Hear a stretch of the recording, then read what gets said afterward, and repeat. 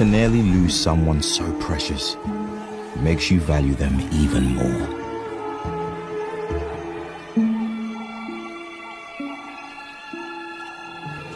To reach us, the herds must risk their lives crossing the river. Bakari has a family at last.